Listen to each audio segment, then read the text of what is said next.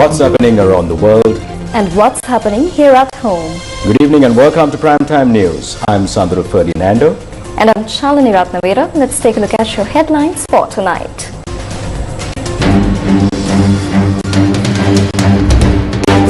Bodies of 90 Irish dinner victims brought to Gaul after US torpedo strike.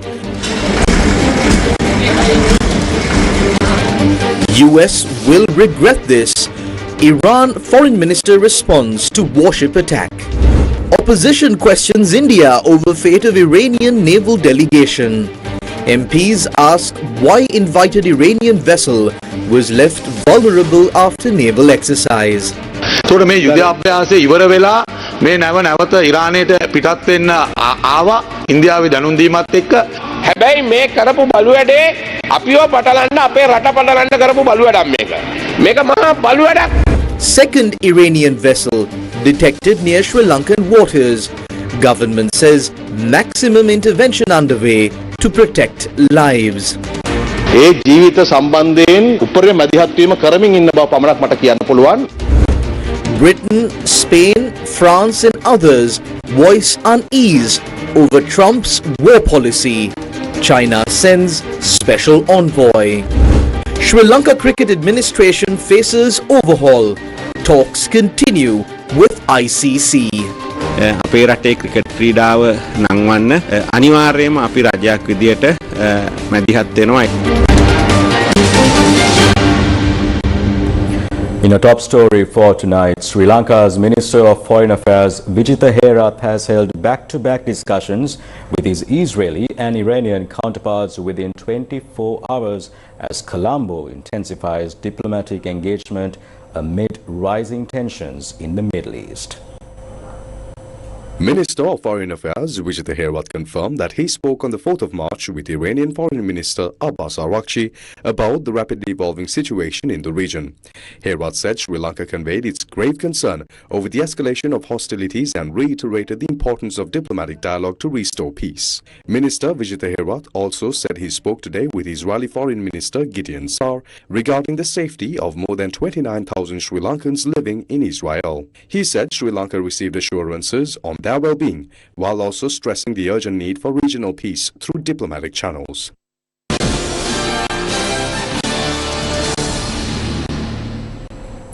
An Iranian supply vessel named Bushehr, which arrived seeking humanitarian assistance, is currently positioned in international waters close to Sri Lanka. Minister Nalinda Jayatissa told Parliament today that maximum intervention is being carried out regarding the safety and lives of those on board the vessel. This vessel is still not within our territorial waters. It is located in our exclusive economic zone, close to the national maritime limit. All I can say at this stage is that we are taking maximum action regarding the lives on board. Once these matters are concluded, a detailed report will be presented to Parliament. Islamic Republic of Iran ship Dana, commanded by Commander Abuzar Zareh. She is a Moj-class frigate of the Islamic Republic of Iran Navy. 2 escort vessels had accompanied the Iris Dana warship, which was sunk by a US torpedo strike, to a naval exercise held near Visakhapatnam, India, from the 17th to the 27th of last month. The vessel now positioned off Sri Lanka is IRINS Bushehr, one of the escort ships that accompanied the Iris Dana. International media have reported that the third vessel of Iris Dana flotilla has sailed to Kochi, India. It is reported that nearly 200 personnel are currently on board the Bushehr. Iran has requested that the bodies of nearly 90 people recovered from the Iranian naval vessel that sank in the Indian Ocean near Sri Lanka following a torpedo attack by a US submarine be repatriated to Iran. Until they are transported, the bodies will be kept in cold storage, and 32 survivors are still receiving treatment at the Gaul National Hospital. The Iranian warship Iristena was officially confirmed by the United States yesterday as having been destroyed in the Indian Ocean after being struck by a torpedo fired from a US submarine. The Dana, along with several other Iranian naval vessels, had taken part in a joint naval exercise held in Visakhapatnam, India during the final week of February. Following the attack, the Sri Lanka Navy and Air Force jointly launched a rescue operation through which 32 individuals were saved. Subsequent search operations recovered the bodies of 90 people, which have now been placed at the Gaul National Hospital. The bodies are scheduled to be kept in cold storage until they are transported to Iran as requested by the Iranian government. The Ministry of Health said 2 special cold storage units are being prepared for this purpose. One of the injured survivors is currently receiving treatment in the intensive care unit. Meanwhile, the Iranian Foreign Minister has issued an official response today regarding the attack on the Iristena. Quote, "The US shores perpetrated an atrocity at sea, 2,000 miles away from Iran's shores. Frigate Dana, a guest of India's Navy carrying almost 130 sailors, was struck in international waters without warning. Mark my words, the US will come to bitterly regret precedent it has set." End quote. The Indian government and the Indian Navy have issued statements regarding the recent sinking of an Iranian vessel in the Indian Ocean, according to a report published on NDTV. According to the report, the Indian Navy says that they launched a search and rescue operation following a distress signal from the Iranian frigate Iristena. The statement adds that upon receiving the information, the Indian Navy initiated its efforts without delay. According to the report, a long-range maritime patrol aircraft deployed on the 4th of March to support search operations that were already underway under Sri Lankan leadership. A second aircraft equipped with air-droppable life rafts remained on standby for rapid redeployment if required. Foreign media report that the Indian government has strongly denied allegations it was involved in the attack on the Iristena. India's Ministry of External Affairs issued a statement rejecting claims circulating after US military chief suggested an Indian port was used for the attacks. A debate on the attack on the Iranian vessel took place in Parliament today, during which the chief government whip also provided clarifications. No official statement has yet been presented regarding the exact location where this attack took place, whether it was within our territorial waters or our exclusive economic zone, and what diplomatic or security measures the government has taken.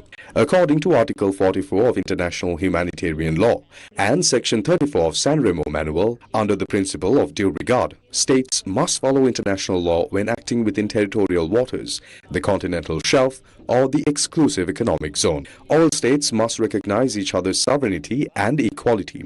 The UN Convention on the Law of the Sea, in Articles 19 and 20, outlines how military exercises and submarine movements should be conducted within territorial waters. As a signatory to these conventions, our government must make a special statement regarding this incident.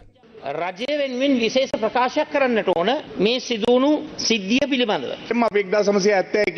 the Prime Minister Sirasa Bandaranaike, Sri Lanka supported the 1971 UN Declaration recognizing the Indian Ocean as a zone of peace. Today we are facing a major crisis.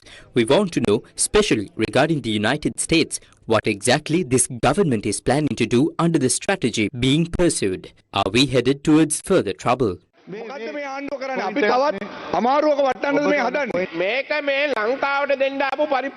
This is a bitter pill that was forced upon Sri Lanka. This is what happened. There was a military exercise in India. They arrived in India on the 18th. This exercise was held in Visakhapatnam. The whole world participated. But this dirty act was done to implicate us to drag our country into this mess. This is a grave, dirty act. No matter which country it is, you cannot treat people this way. This is essentially like bringing people in just to kill them. This is an extremely unjust act. අපේ ලංකාවේ තිබෙන නන්දමිත්‍ර නැවත් Our Navy ship Nandimitra took part in this military exercise along with 41 other vessels and 29 aircraft. After the exercise, the Iranian ship sought to return to Iran with India's notification. But due to the presence of US and Gulf region warships, the vessel could not enter the Gulf. Because of that, they diverted toward Galle and remained stationary about 40 nautical miles away for nearly 11 hours. They asked the Sri Lankan government for permission to enter Galle port. The ship was not moving. It was stopped at sea. ඒගොල්ලෝ ලංකා ආණ්ඩුවෙන් අවසර ඉල්ලුවා ඒ නැව ගාල්ල වරායට එන්න මොකද මේ යන ගමන් නෙමේ ගැව්වේ නැව තිබුණේ මුහුද මැද නවත්තගෙන මේ වෙලාව රටක් හැටියට පාර්ලිමේන්තුව හරි එළියේ මාධ්‍ය හරි උපයෝගී කරගෙන This is not a moment for political point scoring in parliament or through the media, nor a time to make jokes, settle political grudges, issue personal statements for attention, provoke sections of the public, or spread speculation based on false, half-true or misleading information. Every political party leader, every MP and every public representative must speak with utmost responsibility during a situation of this magnitude, one that is global and far beyond our direct control. Sri Lanka's territorial waters extend 12 nautical miles from the baseline. Within this zone, our laws apply and we have full decision-making authority. Beyond that lies the exclusive economic zone, where international conventions are in force. Within the EEZ, our authority is limited primarily to economic activities, not military actions, because under the principle of freedom of navigation, any nation has the right to transit through the EEZ. This incident occurred 90 nautical miles from the Galle port limit. The first alert related to the incident came at 5:08 a.m. yesterday to the Maritime Rescue Coordination Centre of the Sri Lanka Navy. The initial message did not state whether there had been an attack. It said that a number of bodies were seen floating in that area of the sea. Within an hour, the Sri Lanka Navy and Air Force launched rescue operations. Their mandate at that moment was not to determine whether it was an attack, how it happened, or whether it was a torpedo strike, but to intervene on humanitarian grounds to save lives. That is what the Ministry of Defence, the Navy and the Air Force proceeded to do. As a result, we were able to bring 32 survivors to the Galle National Hospital. The United States has now issued an official statement regarding the incident, and our actions were based on the information available to us. As a nation, we are committed to working for international peace, particularly in the Indian Ocean region. We continue to intervene in ways that align with the international laws and humanitarian principles. There are many developments currently unfolding across the Indian Ocean. Sri Lanka is intervening where appropriate, in accordance with international laws, to save lives, minimize conflicts and protect regional stability. That is the responsibility we are carrying out.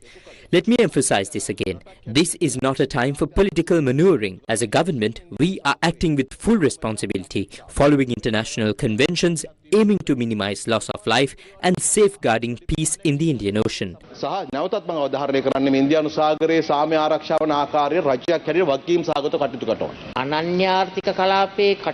Activities within the exclusive economic zone must be for peaceful purposes. The environmental damage, harm to marine resources and the killings that occurred are violations of international law. Military action cannot be permitted there. It is a serious blow to our national sovereignty.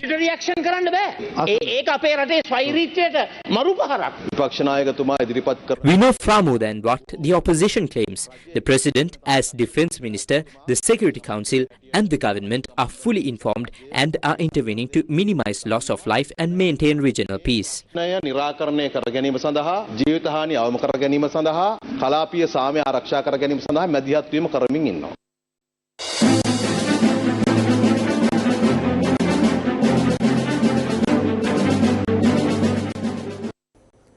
As the conflict in the Middle East begins to echo across the Indian Ocean region, a new question is emerging. Will Western nations continue to align themselves with the military ambitions of the United States and Israel? At the forefront of this debate is the United Kingdom. Now, British Prime Minister Keir Starmer has stated clearly and unequivocally that Britain has no intention of intervening in the current escalation. This position has now triggered a diplomatic strain between the United Kingdom and the United States, raising concerns about a potential rift between the two allies over how to respond to the crisis. Now here is a closer analysis of the issue. Britain has now made it clear that it will not allow its military bases to be used for attacks carried out by the United States and Israel against Iran. This position comes against the backdrop of a drone attack that struck the Royal Air Force Akrotiri base in Cyprus late last Sunday night. On the 2nd March, it was reported that a drone strike hit a British airbase in Cyprus, causing limited damage and no casualties. The strike, which hit a runway at the British Royal Air Force base of Akrotiri just after midnight, shook the East Mediterranean island, a holiday hotspot and home to thousands of foreign companies. This attack took place days after the United States and Israel launched attacks on Iran on the 28th February. The UK Ministry of Defence has stated that Shahid-like drone, the targeted British Royal Air Force base of Akrotiri in Cyprus, was not launched from Iran. The announcement leaves the door open for speculation. Following the attack, British Prime Minister Keir Starmer told Parliament that based on the lessons learned during the Iraq War, the United Kingdom will prioritise its own national interests in the current situation. President Trump has expressed his disagreement with our decision not in the initial strikes, but it is my duty to judge what is in Britain's national interest. That is what I've done, and I stand by it. Italy, Spain, France and the Netherlands are sending naval assets to Cyprus to protect the island in the coming days, the Italian defence minister has confirmed in Parliament. Spain's defence ministry said in a statement that Madrid would send a frigate.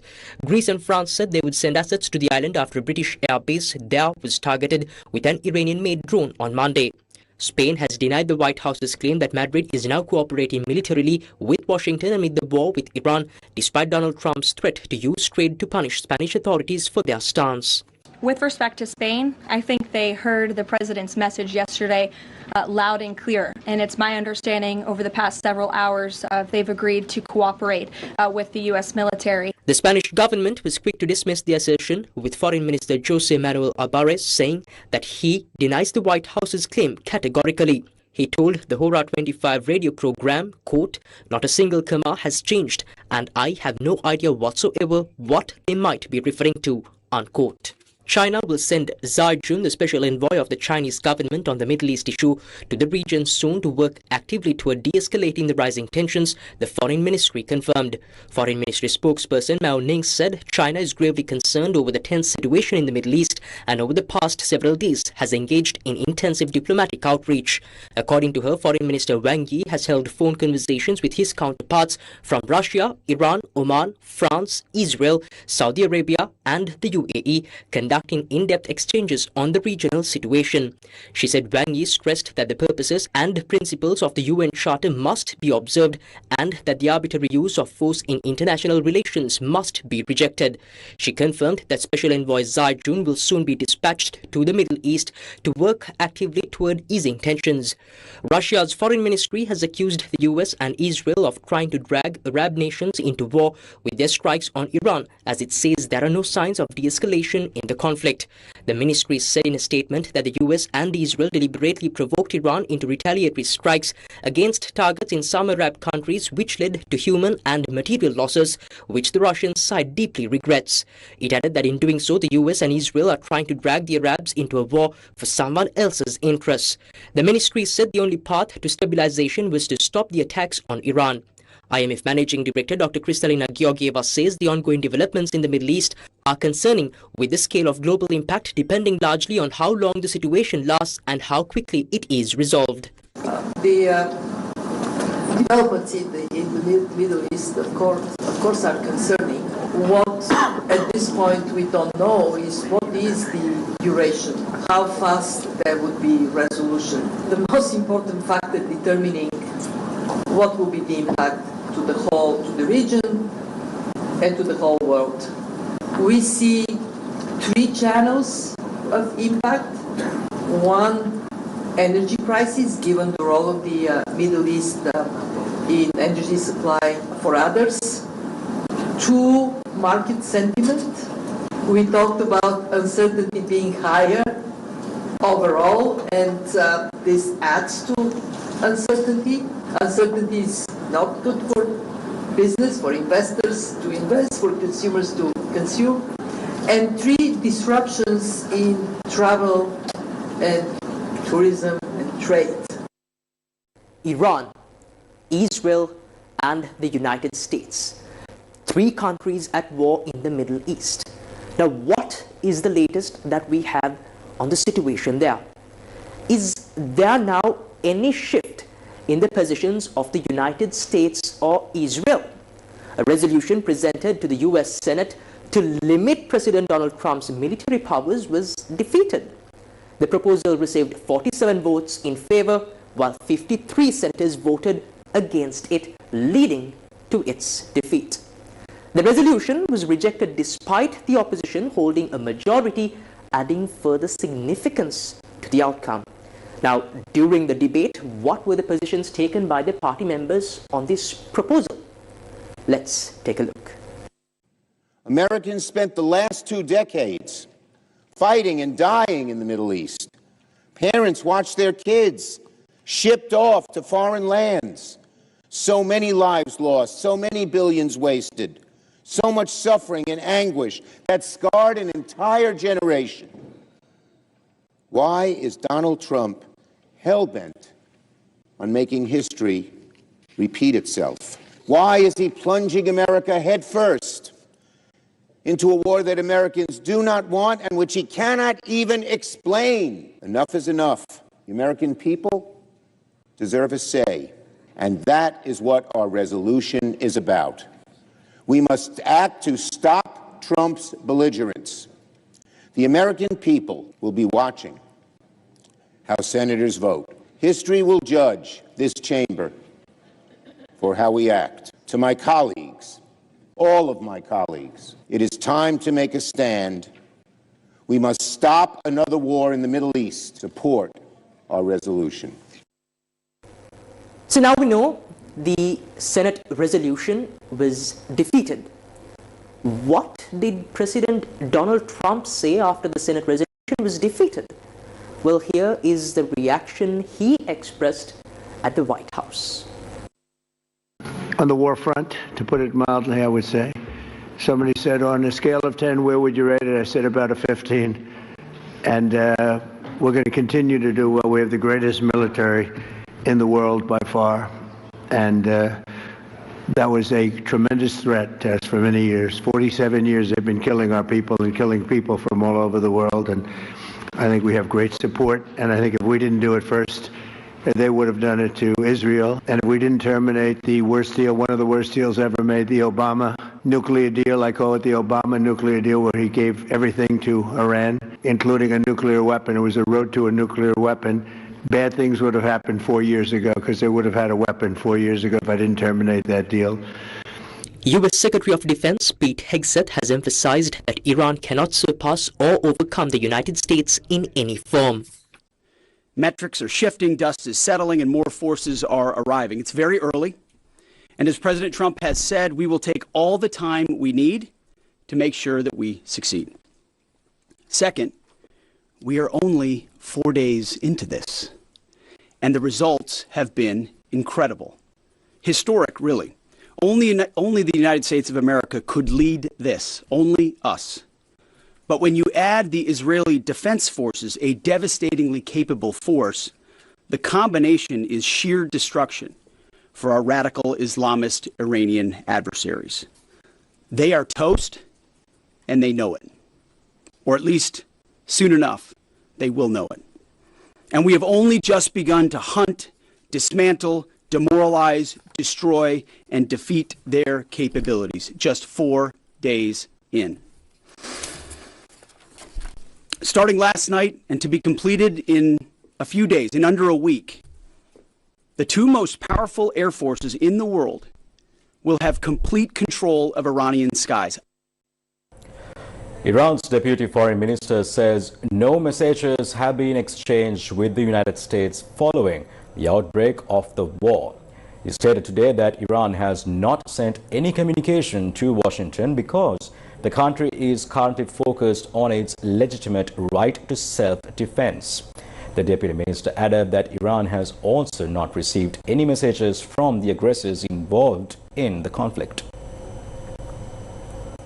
Iran's Revolutionary Guards said that the Strait of Hormuz, one of the world's most important shipping lanes, which has seen traffic dry up since the war began, is only closed to ships from the US, Israel, Europe and other Western allies. The Islamic Revolutionary Guard Corps, according to state broadcaster IRIB, previously noted that based on international laws and resolutions, in times of war, the Islamic Republic of Iran will have the right to control the passage through the Strait of Hormuz. IRGC warned that if vessels belonging to the US, Israel, Europe and their supporters are observed, they will certainly be hit. The strait has been effectively closed since the US and Israel launched their joint operation against Iran on Saturday, sending oil prices surging and threatening to upend the global economy. 3 Iranian drones have targeted the passenger terminal of the airport in Azerbaijan's Nakhchivan near the border with Iran. Iran's Deputy Foreign Minister Kazem Garibabadi has denied that the country targeted Azerbaijan, which earlier said 2 Iranian drones hit its territory of Nakhchivan, including an airport building. The death toll in Iran from the US and Israeli attacks since Saturday has risen to 1,230. The Kurdish regional government has denied involvement in any plans to arm groups and send them into Iran, following reports that Kurdish fighters have consulted with the US about potentially waging attacks in western Iran. In a statement cited by Reuters news agency, the spokesperson for the regional government said it has no part in any effort to expand the ongoing war or inflame regional tensions.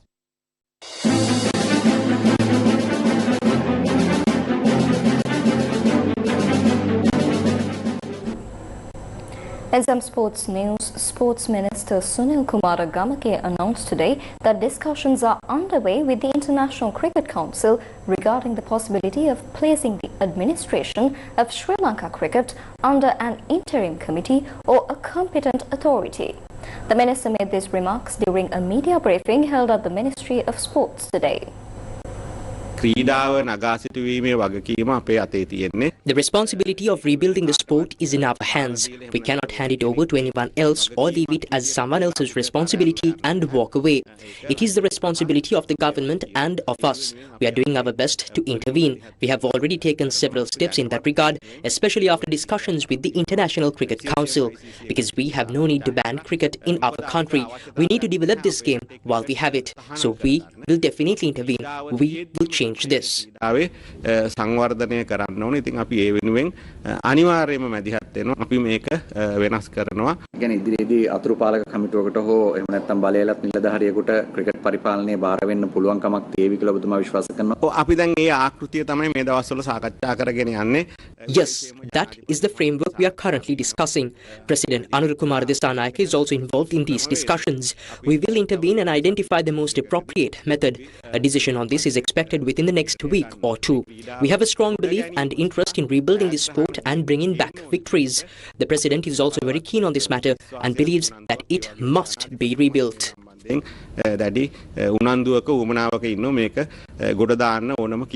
The public hopes that these progressive measures will be implemented as swiftly as possible. News First with the people. The Criminal Investigation Department informed the Colombo Fort Magistrates Court that retired Major General Tuan Sirasa currently detained and questioned under the Prevention of Terrorism Act has been named the 3rd suspect in the Easter Sunday attacks investigation.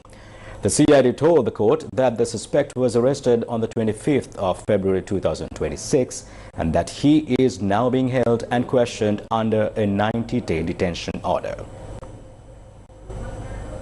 The case was taken up today following the filing of a motion to update the court on the progress of the investigation. During the proceedings, Colombo Fort Magistrate Isurunetti Kumara inquired whether there was sufficient evidence to list him as a suspect. The CID informed the court that based on the investigations conducted so far, evidence has emerged to name him as a suspect. Investigators further requested that since the suspect is currently held under a detention order, it is necessary for the magistrate to carry out an inspection. 2 others have already been named suspects in connection with the incident, including a former police OIC in the Eastern Province. Moreover, a fundamental rights petition has been filed before the Supreme Court challenging the arrest and detention of retired Major General Sirasa, the former head of the State Intelligence Service, under the Prevention of Terrorism Act. The petition has been filed by Shantha Jaitilaka, a retired officer of the Sri Lanka Air Force. The respondents named in the petition are the Minister of Defence, the Secretary to the Ministry of Defence, the Secretary to the Ministry of Public Security, the Inspector General of Police, and the Criminal Investigation Department. Pathfinder Foundation hosted a key discussion on Sri Lanka's national security strategy, urging focus on maritime and citizen security in Colombo today.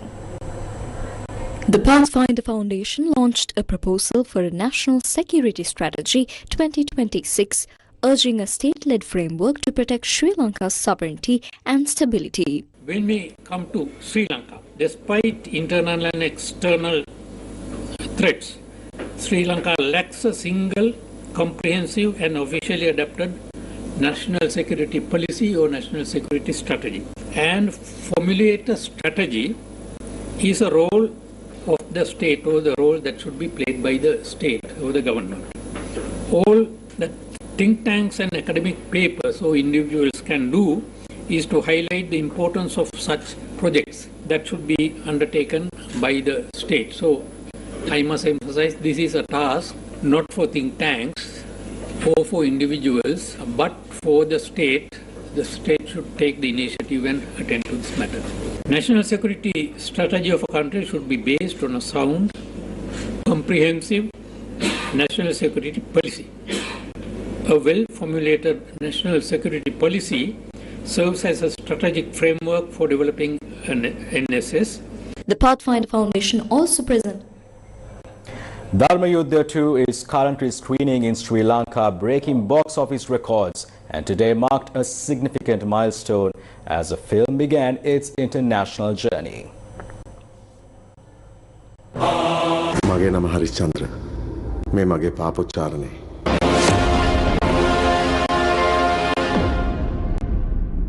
Veteran actor Bimal Jaikuri, who stars in Dharma Yuddha 2, and Yasarat Kamal Suri, Chief Executive Officer of MTV and Executive Producer of Dharma Yuddha 2, departed for Los Angeles early this morning. The visit is intended for promotional activities and for a meet-up with fans of the movie.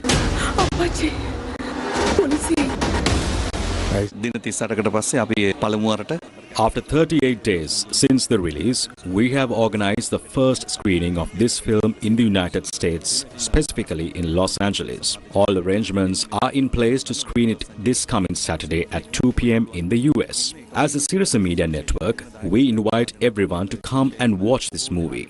If you are in Los Angeles or anywhere in America, you can join us. Bimal's performance in this movie is exceptional, and he has received widespread acclaim for his performance.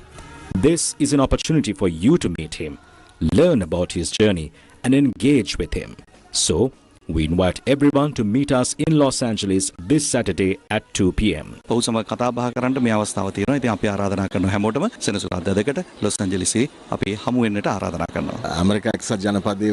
of you living in the USA, as promised, you now had the chance to experience this cinematic masterpiece with us. A movie that is currently breaking all box office records in Sri Lanka with immense success. Come join us on March 7th at 2 p.m. to watch Dharma Yuddha 2. Come and share your thoughts with us. The island-wide screening of Dharma Yuddha 2 began on the 23rd of January. Even before the first few days had passed, the film set new revenue records, with houseful screenings at every cinema hall across the island. Screening of Dharma Yuddha 2 continues at theatres across the island.